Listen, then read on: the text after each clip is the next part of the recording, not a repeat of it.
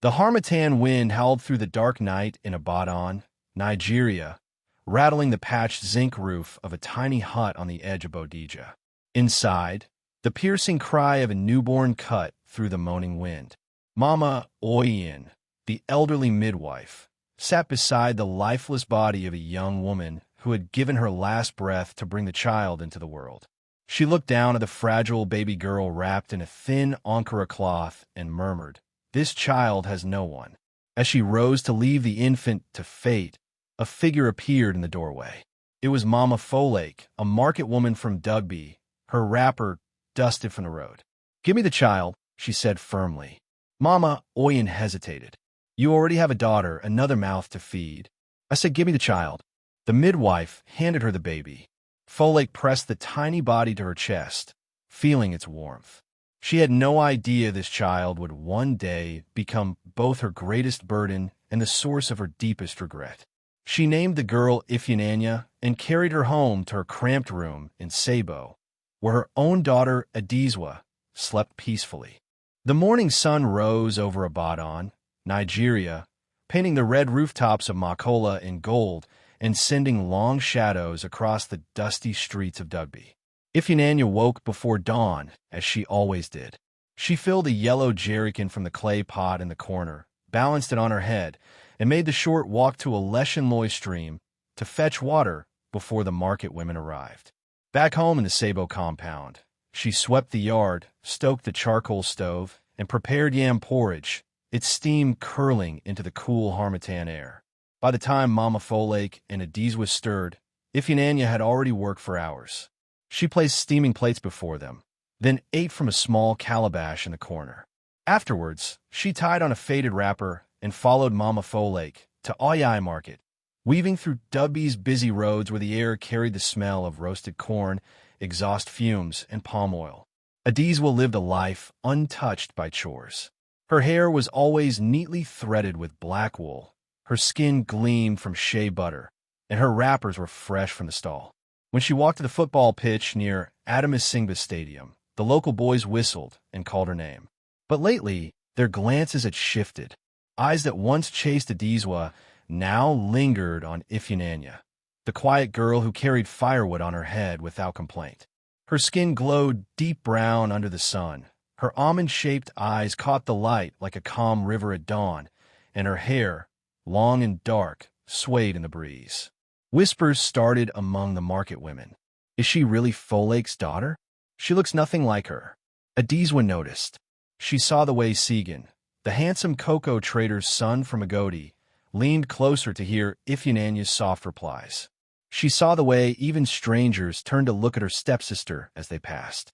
Jealousy began to grow in Adizwa's heart, slow, creeping, and as certain as the harmattan dust settling on the city.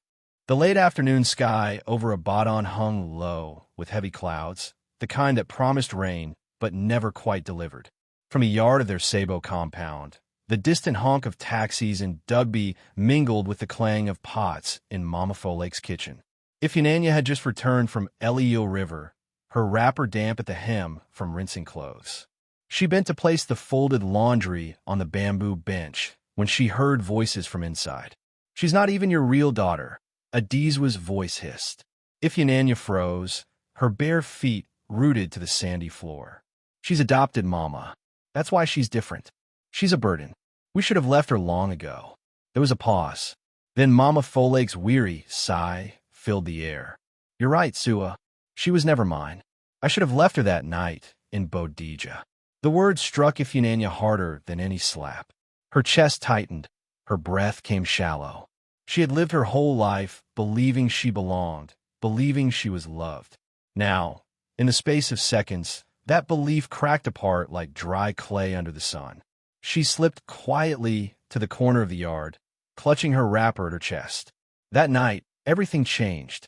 Mama Folake's words were not taken back. No explanation was offered. From the next morning, Ifeananya was treated not as a daughter, but as a servant. She fetched water while Adizwa powdered her face.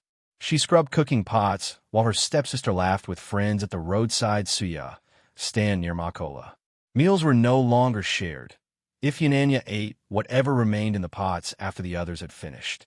The kitchen, once filled with the aroma of boiling yam and palm oil, now smelled only of her sweat and silent tears.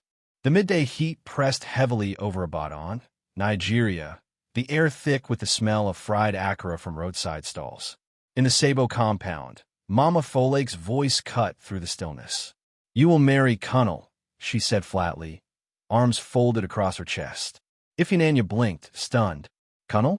"The fisherman from the Odoona riverbank." "Yes," Folake replied, her tone like cold iron. "You will leave my house tomorrow." Ifeanyanya's chest tightened.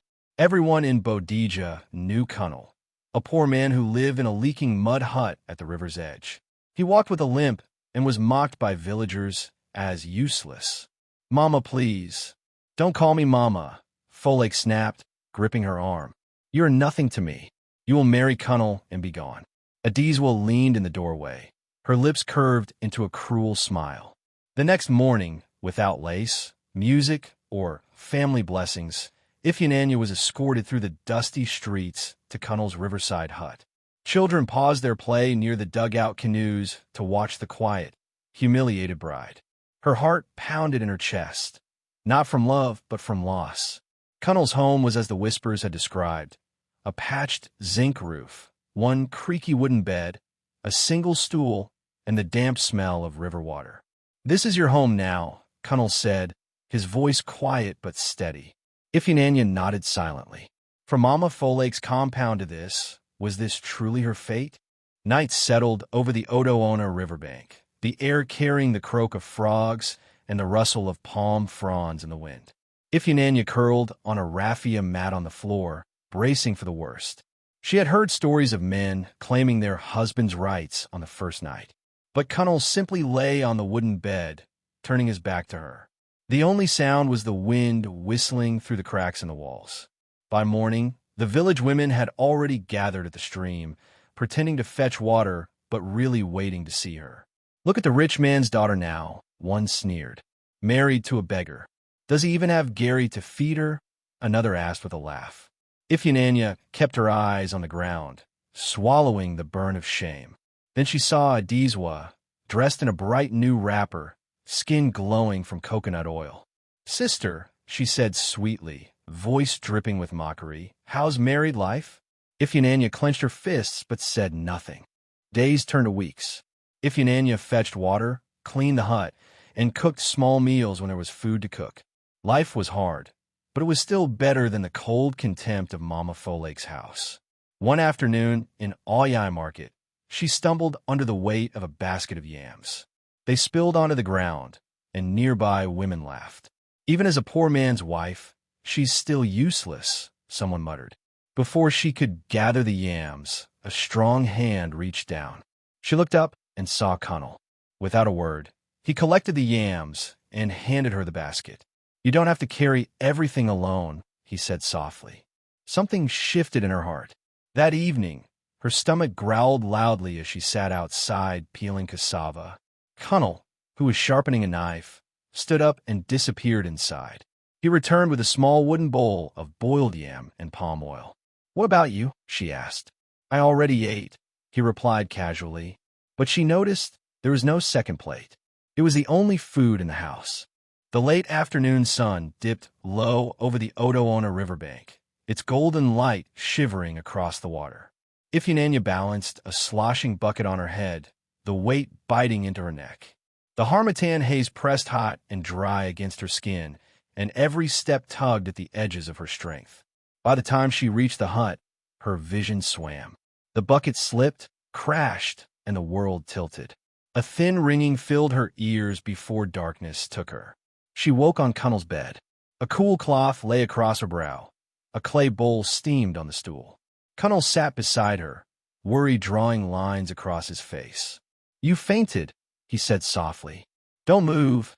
Your body is burning." He slid an arm beneath her shoulders and lifted a spoon to her lips.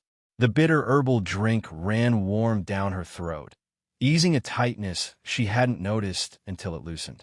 Night crept in, and with it the croak of frogs and the rustle of palm fronds outside. Through fever dreams, she sensed him, replacing the cloth, feeding the fire when the wind pried through the walls, listening for her restless breaths. No one had kept vigil for her before, neither Mama Folake nor Adizwa. That realization stung and soothed at the same time. When dawn thinned the dark, she drifted back to sleep with a new, unfamiliar certainty. The man the village mocked had chosen to care for her when no one else ever had. A week later, the fever had lifted but left her unsteady. She sat outside, peeling cassava, when a sharp, bright voice cut the quiet. Adizwa swept into the compound in a crisp wrapper, coconut oil gleaming on her skin. Her gaze swept the small room, the patched roof, the single stool. "So, this is it," she said, a corner of her mouth tilting. "Even the goats in Sabo have better shade." She lowered a woven basket to the ground. Inside, dried fish, leafy greens, warm bread. Ifinanya's stomach tightened. She reached. Adizwa snatched the basket back. "Oh, I forgot," she murmured, savoring the moment. "This is for me. I only wanted you to see what you're missing." She tore a piece of bread and ate it slowly, eyes never leaving Ifinanya's face. Cunnel stepped from the doorway. His gaze moved once. Basket, Adizwa's smirk, Ifinanya's hands in her lap, before his voice settled like iron. "Leave." Adizwa scoffed. "Do you know who I am?" "I do," he said, stepping closer. "Someone who enjoys another's pain. Not here. Not in my home." Something in the stillness around him unnerved her. She lifted the basket and stalked out. Ifinanya watched her go, pulse loud in her ears. No one had drawn a line for her before. Someone just had. Rain clouds massed low over Abaddon when Adizwa returned. A small gleam pinched between her fingers. Ifinanya's breath caught. Her gold bracelet, the lone keepsake from parents she'd never known. "Mother found this in your things," Adizwa sang. "She gave it to me. You don't need anything so beautiful. You'll always be a poor fisherman's wife." "That's mine," Ifinanya said, voice tight. Adizwa tossed the bracelet into the mud and ground her heel into it until the metal bent. Ifinanya surged forward, pushed past her, and scooped it up, mud-slick, misshapen, precious. "Get out," Cunnel said from the doorway, low and dangerous. For a heartbeat, Adizwa held his gaze. Then she turned and disappeared. Cunnel held out his palm. Ifinanya placed the ruined bracelet there. He fetched a cloth and a small knife, sat on the threshold, and began to work, slowly straightening, rubbing, coaxing back its shine. When he returned it to her, it wasn't perfect, but it was hers again. Her thanks came out as a whisper. The answer was only a nod, but something steady and unspoken took root between them. Ai Market hummed with talk. "I saw him buy fresh bread and palm wine," a woman said. "Where did a fisherman get that kind of money?" another muttered. "He must have stolen it." The rumors reached the riverbank by evening. Ifinanya found Cunnel outside, sharpening his knife. "Where did you get the food?" she asked. "People are saying terrible things." He looked up, eyes unreadable. "Let them talk." The certainty in his tone suggested truths she could not yet see. She wanted to ask more, to pry at the quiet parts of him, but his composure, kind, close, calm, made her hold her questions like eggs she wasn't ready to crack. At dusk, he said, "Come." They walked past dozing canoes and narrow paths until massive wrought iron gates rose before them. Beyond, a driveway lined with palms led to a sprawling cream-and-red mansion. Lantern light washed warm against carved pillars. Somewhere, water murmured in a fountain. "This is my home," Cunnel said. Her mouth went dry. "But you're poor." He managed the smallest smile. "No, I'll let people think I was." The story came in low, even pieces, an old wound, a wealth that never erased the limp, a decision to be unseen until he found something genuine. A test. She heard the word without him saying it and felt the floor tilt beneath her. Hunger, shame, tears on a raffia mat. Memories she'd folded away, spilled out. "You let me believe we had nothing," she said, barely above breath. "You watched me suffer." "I never meant to hurt you," he said. "I didn't know how else to." But she was already turning, the mansion's light at her back, the night opening in front of her like a road she had to walk alone. The streets of Abaddon lay quiet under a silver moon, the smell of roasted plantain drifting from somewhere near Dugby. Iphigenia's slippers tapped soft against dust as she moved through Sabo. The gate to the old compound creaked, the sound of every early morning she had lived there. Adizwa appeared, hair threaded in red wool, gold hoops catching moonlight. "Look who crawled back," she said, satisfied. "You needed reminding," Adizwa cut in. "You never belonged here, Mama, and I kept you out of pity." The word slid off this time. Iphigenia thought of a cool cloth on fevered skin, a bracelet patiently restored, a line drawn at a doorway. She straightened. "You're right. I never belonged here.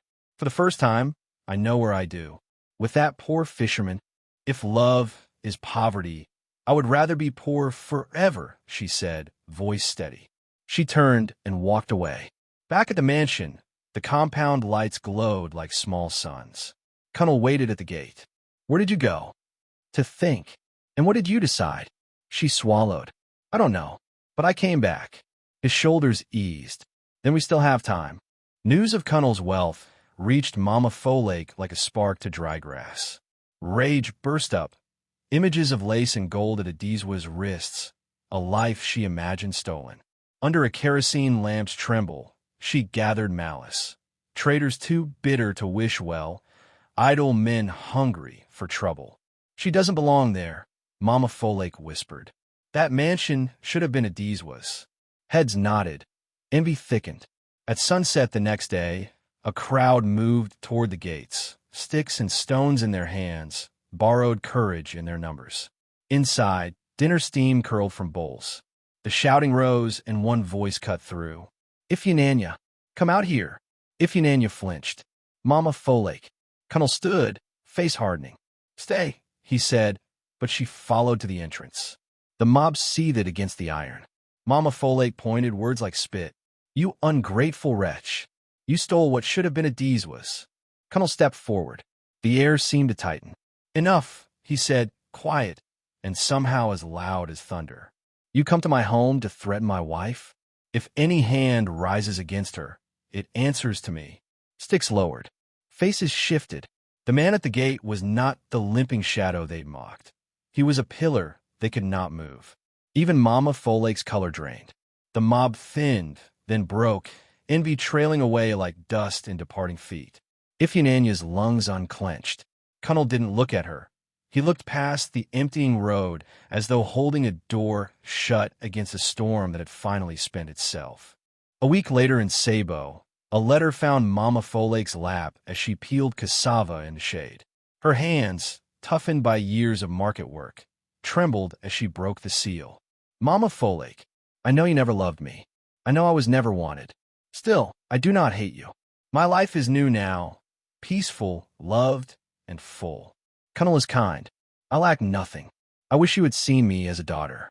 But I will not live in the past. I choose happiness. I forgive you. Iphigenia." The words blurred. Tears slid quiet and hot, spotting the paper. Across the yard, Adizwa polished bangles, her mouth twisted.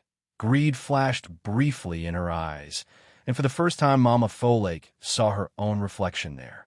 Years of small cruelties, justified and repeated, rose around her like smoke she could no longer ignore. She folded the letter against her chest. Forgiveness from the one she had wounded most pressed heavier than any punishment. In that weight there was space, for the first time, to understand what she had done. Evening light touched Abaddon's red rooftops, and Mapo Hall stood quietly on its hill. In the mansion garden, lanterns glowed, and the harmattan breeze moved gently through the leaves. Iphigenia and Cunnel had grown close over the past months. They had walked through Dubby together, laughed while bargaining in Oyai Market, and sat by the Odo-Ono water in peace. What had started with struggle had turned into trust. Cunnel stopped in the middle of the garden. "I have something for you," he said. He took a small velvet box from his pocket and knelt. The diamond inside caught the light. "Iphigenia, we didn't choose how we began. I made mistakes, but I have seen your strength and your love. We had a forced marriage. Now I want to marry you by choice. Will you be my wife again?" The garden felt still. Iphigenia's eyes filled with tears. Yes, she said. Cunnel placed the ring on her finger and stood, pulling her into his arms. She rested her head on his chest, feeling the steady beat of his heart. Under Abaddon's first stars, she knew she was where she was meant to be, loved, safe, and home.